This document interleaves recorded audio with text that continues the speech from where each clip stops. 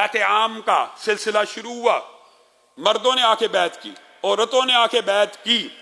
رسول اللہ صلی اللہ علیہ وسلم عورتوں کی جب بیعت کیا کرتے تھے تو ہاتھ نیچے ملایا کرتے۔ رسول اللہ صلی اللہ علیہ وسلم نے اپنی پوری زندگی میں کسی غیر محرم کو ٹچ بھی نہیں کیا، ہاتھ بھی نہیں لگایا۔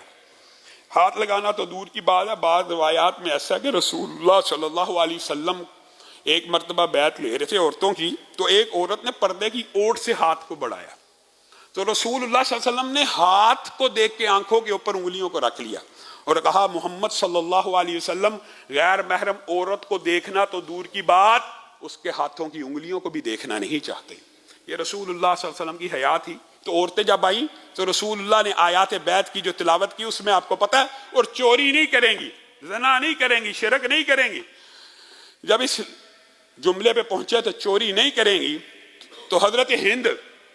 حضرت ابو سفیان کی جو بیوی تھی، رسول اللہ صلی اللہ علیہ وسلم کو کہنے لگی آپ ہم سے بیعت لیتے ہیں، چوری نہیں کریں گی، تو میں تو آپ سے یہ شکایت لگانا چاہتی ہوں ابو سفیان تو بڑے کنجوس ہیں۔ یہ ہے وہ واقعہ حدیث مشہور فقہی جہاں پہ عورتیں بڑا خوش ہوتی ہیں کہ ان کو اجازت رسول اللہ صلی اللہ علیہ وسلم نے دے دی ہے۔ تو حضرت ہند نے رسول اللہ کو کہا آپ مجھ سے بیعت لیتے ہیں، چوری نہیں کریں گی، تو ابو سفیان تو بڑے کنجوس ہیں، تو میں تو وہ جب آگے پیچھے ہوتے ہیں ان کی جیب سے پیسے نکال لیتی ہوں اور ان کے مال میں سے خرچ کر لیتی ہوں، اب بتائیے آپ نے میرے سے بیعت لینی ہے کہ نہیں لینی؟ تو رسول اللہ صلی اللہ علیہ وسلم مسکرانا شروع ہو گئے اور کہنے لگے ہند آپ کو نہیں، رہتی دنیا تک، قیامت تک کے لیے مفہوم یہ ہے، میری امت کی بیٹیوں اور عورتوں اور بیویوں کو اجازت ہے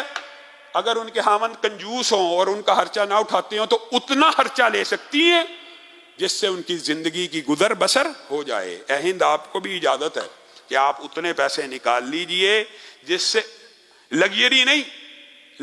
نہیں، نیسیسٹی، ضروریات پوری کرنے کے لیے اگر خاوند کی جیب سے پیسے نکال لیے جائیں تو یہ جائز ہے اور درست ہے۔ اور یہ حدیث جب کوئی عالم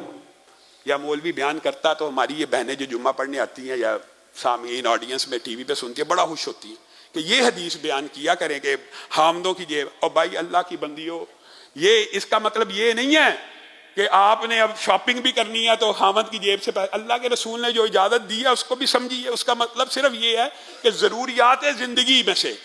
ایمرجنسی کے لیے، میڈیسن کے لیے، بچہ بیمار ہو گیا اس کے لیے آپ کے خاوند کے بعد استطاعت ہے اور وہ واقعی کنجوس ہے تو آپ نکال لیجئے۔ تو اس کے بعد رسول اللہ صلی اللہ علیہ وسلم نے جب آگے کہا زنا نہیں کریں گی تو وہ کہنے لگیں کیا خاندانی عورتیں زنا بھی کیا کرتی ہیں اللہ کے رسول؟ یہ تو خاندانی عورتوں کے، اور پھر وہاں پہ رسول اللہ صلی اللہ علیہ وسلم کا اور ان کا وہ مکالمہ ہوا کہ جس کے اندر مشہور باقی حدیث کی کتابوں میں موجود ہے